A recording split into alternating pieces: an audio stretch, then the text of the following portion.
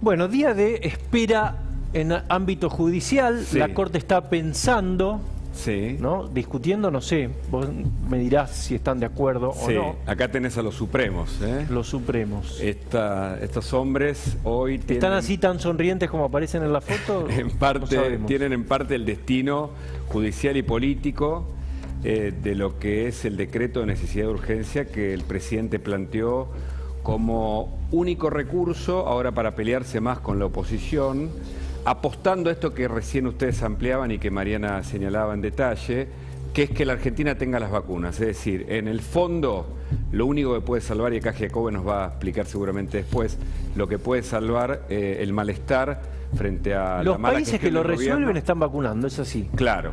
Hay quienes, bueno, se analiza la perspectiva de quienes se vacunaron, que pueden ser del universo de indecisos, los que puedan acercarse más al gobierno. Mientras tanto, se mira con mucha atención lo que pueda decidir en la Corte. Hay hermetismo. Por primera vez es muy difícil tener información precisa, pero también hay hipótesis que están relacionadas con los antecedentes.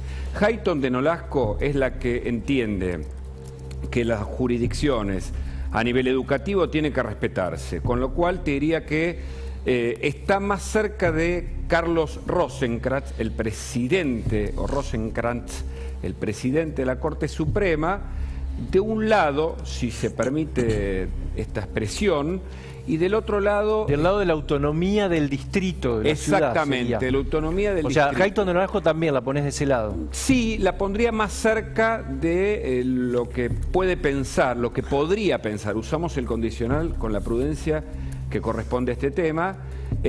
A diferencia de lo que pueden pensar tanto Maqueda, Rosati como Lorenzetti, que estarían un poco más cerca de la posición del gobierno, con un fallo, y te vuelvo a usar el término salomónico, que es el que más cómodo nos queda para decir a la gente, en el que se piensa que ninguno de los dos sectores va a quedar contento, pero puede haber una pequeña inclinación, y eso apuesta el gobierno, a favor de que en este caso tiene que aplicarse el DNU, tal como está permitido. O sea, en ese caso le darían la razón al gobierno. Le podrían dar la razón al gobierno en términos de una crisis sanitaria, en donde se aplican restricciones que incluyen a la educación, pero que frente a otros decretos en el futuro tendrían que explicarse mejor los detalles, porque el otro lado de la biblioteca dice, si el Congreso funciona, no se puede gobernar por decreto, que es el reclamo de fondo de la oposición. O sea que podría incluir el fallo eso. Claro, podría incluir, esta es una sospecha. No, por ahora hay vos hermetismo. hablás con muchos de ellos, a ver cómo es la Claro, cosa. que está claro que por primera vez la Corte tiene que resolver,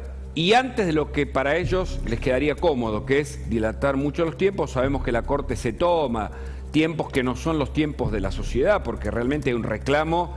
Ayer, bien en el programa en donde vos estás, en Odisea, se hablaba de la lucha de las madres, ¿no? A la tarde aquí en La Nación, Jonathan Claro. Vélez también habló de la rebelión menos pensada, que son las madres que están peleando porque sus hijos vayan al colegio. Bueno, en ese contexto la Corte se ve obligada, y ya dijo que era competente, a dar una posición. Así que hay mucha expectativa. ¿Cuándo puede pasar la respuesta? Bueno, puede ocurrir el jueves, puede ocurrir el viernes, pero hay expectativa. Mientras tanto... Perdóname, ¿hoy se reunían entonces? ¿Hoy se reunían entre Hoy ellos?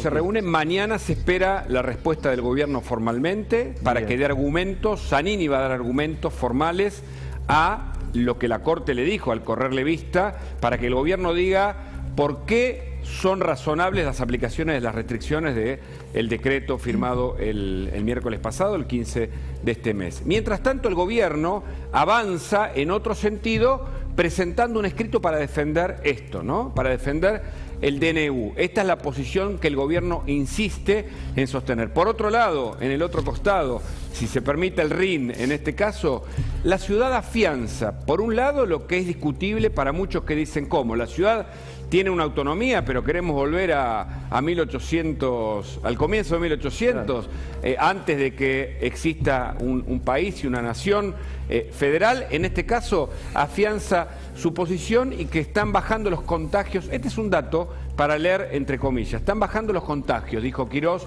en la capital. Y entonces eso Están bajando los contagios en la capital. En la capital. Hay un leve descenso. Entonces eso puede implicar que la ciudad nunca tenga que entrar en estas restricciones de los colegios. Exactamente, este es un dato importante.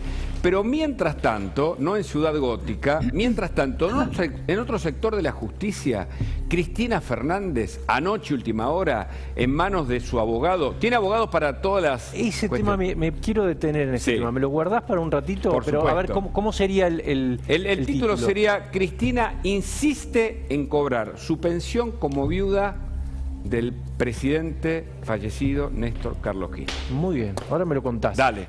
Hugo Machiavelli, novedades de Cristina Kirchner. Bueno, me prometiste que venía fuerte. Claro, porque mientras esperamos que la Corte decida si es constitucional o no el DNU, si está bien el recurso de amparo presentado por una organización para que continúen las clases en la ciudad, mientras se discute eso, en otro orden, en otra justicia, en la federal, de la previsión social o de la seguridad social, hablando específicamente, ayer hubo dos decisiones. Por un lado, el juzgado que entendía en la causa en la que Cristina Fernández pretende cobrar su pensión como viuda del presidente Néstor Kirchner, el planteo fue que el juez, frente a la posibilidad de que ella siga reclamando, mandó la causa a la Cámara de Apelaciones. Una de las salas de la Cámara de Apelaciones ahora tiene que decidir sobre una cuestión que Cristina está recibiendo de parte del ANSES. A ver, Cristina ya recibió un pago como viuda del presidente Néstor Kirchner y además recibe otros dos ingresos. Por un lado, la jubilación por vicepresidenta y el sueldo por vicepresidenta. ¿Qué hizo Cristina? Claro, renuncia al sueldo de vicepresidenta. Para muchos, dicen, es que ese sueldo tiene una corta duración respecto del mandato que pueda tener en el futuro Cristina Fernández, y quiere pelear por estas dos cuestiones, por haber sido vicepresidenta y cobra en ese sentido la jubilación, pero algo que para quienes representan a la oposición dicen que no le corresponde, porque la ley impide que cobre 3 ingresos de parte del Estado, es decir, este ingreso por ser viuda del presidente Néstor Kirchner. Ahora, el abogado que la representa en el orden previsional, que se llama Facundo Pastor, y no es el periodista... Facundo Pastor, mirá vos. Sí, mirá, Facundo un Pastor. alter ego. Está el documento. Todo Ahí el está año el pasado. documento, ahí está Todo el el año documento. pasado algo tuve Ahí que está, ver con mirá. Facundo. Ahí vemos el documento en el que le pide a la Cámara que haga legal el cobro que ella ya recibió de parte del ANSES. Recordemos que allí actuó Zanini, el ANSES por ahora le está pagando este ingreso.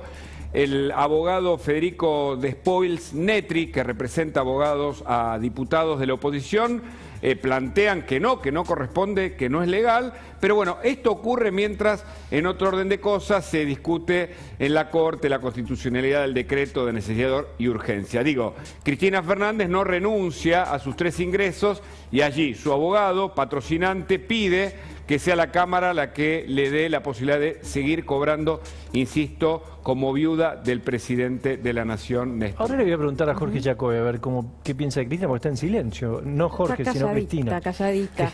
Cristina. Bueno,